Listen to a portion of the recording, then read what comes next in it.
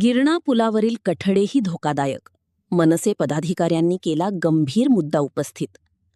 महाराष्ट्र नवनिर्माण सेनेचे उपशहराध्यक्ष ललित शर्मा व प्रकाश जोशी यांनी गिरणा नदी पुलाची प्रत्यक्ष पाहणी केली. पाहणीदरम्यान पुलावरील कठड्यांची अवस्था अत्यंत धोकादायक असल्याचा दावा त्यांनी केला. 4 दिवसांपूर्वी बायपास महामार्ग खराब झाल्यानंतर अवजड वाहनांसाठी गिरणा पूल खुला करण्यात आला. मात्र हा पूल एवढ्या मोठ्या वाहतुकीचा भार पेलण्यास सक्षम आहे का, असा प्रश्न आता नागरिकांकडून उपस्थित केला जात आहे. जळगावमध्ये वारंवार अपघात होऊन निष्पाप नागरिकांचा जीव जात असताना या परिस्थितीला जबाबदार कोण? आमदार, खासदार आणि मंत्री असतानाही शहरातील रस्ते व पुलांची अवस्था चिंताजनक असल्याची टीका करण्यात येत आहे. प्रशासनाने तातडीने पुलाची तांत्रिक तपासणी करून आवश्यक दुरुस्ती व सुरक्षा उपाययोजना कराव्यात, अशी नागरिकांची मागणी आहे. मी नमस्कार करतो. मी ललित बंटी शर्मा, जळगाव शहर उपाध्यक्ष मनसे माझे प्रभागचे प्रकाश भाऊ जोशी पण आहेत. आम्ही आलेले बाबोरी पुलावर हे बघा कठडे निघताय. जीर्णावस्थेमध्ये झालेले कठडे, आणि कठडे का महत्वपूर्ण असतात याचा विचार करा. जळगाव जिल्ह्याला 4 मंत्री आहेत.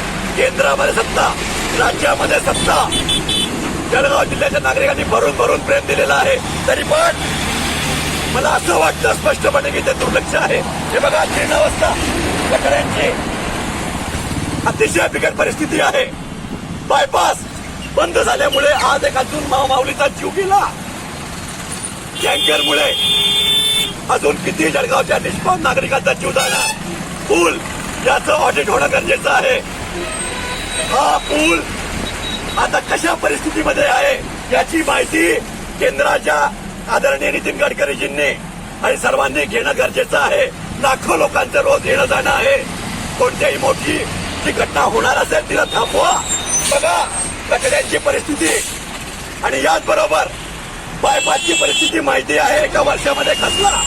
अजून कोणत्या जळगावच्या नागरिकांचा जीव घेऊ नका. आणि जळगावच्या नागरिकांनी विनंती करतो जागे व्हा.